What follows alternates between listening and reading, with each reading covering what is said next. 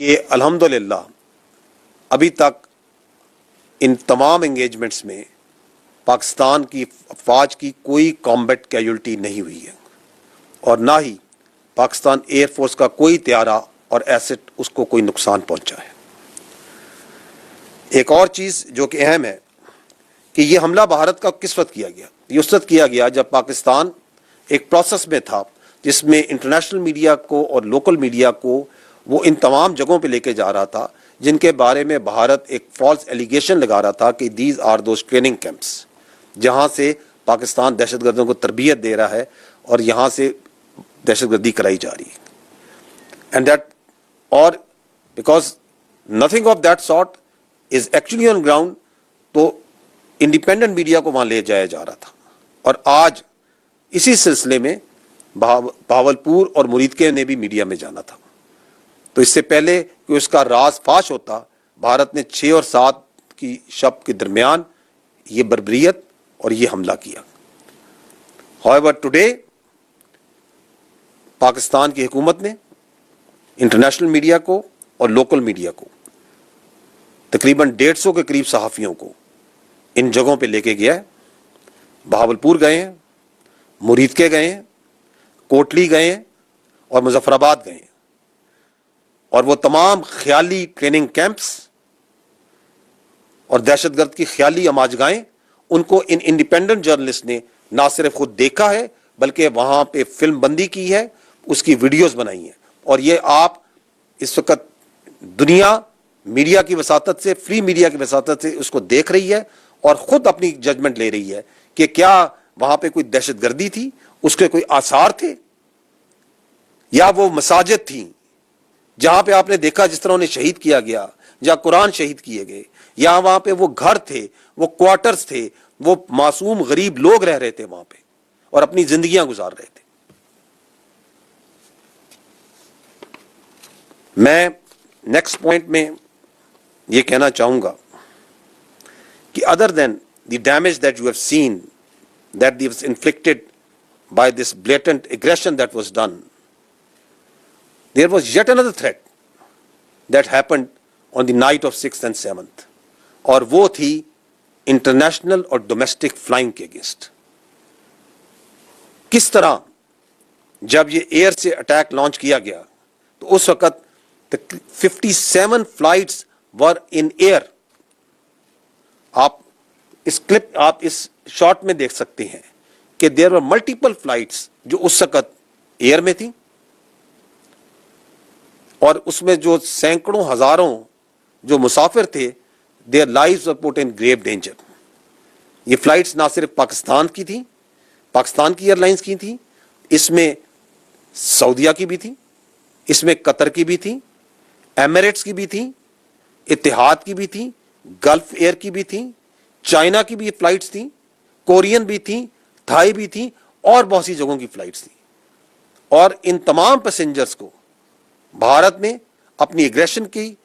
بھینٹ چڑھانے کے لیے خطرے میں ڈالا۔ I don't think there has ever been something like that has happened in warfare before, if you can call this warfare or what else we can name it. Another point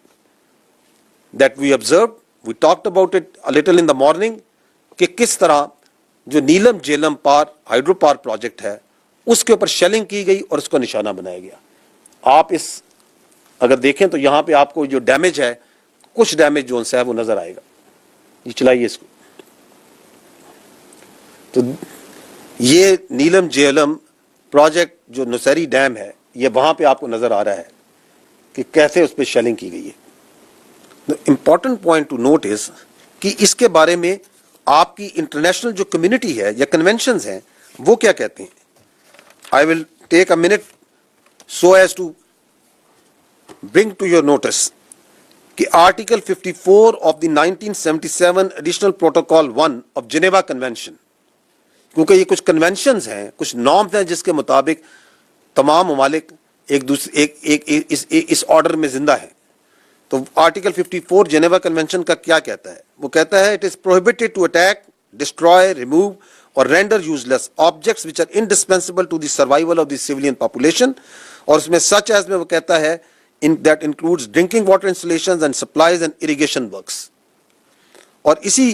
additional protocol 1 of Geneva convention کا article 56 even more explicitly کہتا ہے works and installations containing dangerous forces namely dams dykes and nuclear electrical generating stations shall not be made the object of attack even where these objects are military objectives if such attack may cause the release of dangerous forces and consequent severe losses amongst the civilian population. یہ وہ conventions ہیں جن کے ذریعے آپ میں اور مہذب دنیا ایک دوسرے کے ساتھ رہنا پسند کرتی ہے اور رہتی ہے. اور جب آپ ہائیڈرو پاور سٹرکچرز کو جب آپ ڈیمز کو نشانہ بناتے ہیں تو you are in blatant violation of all these norms.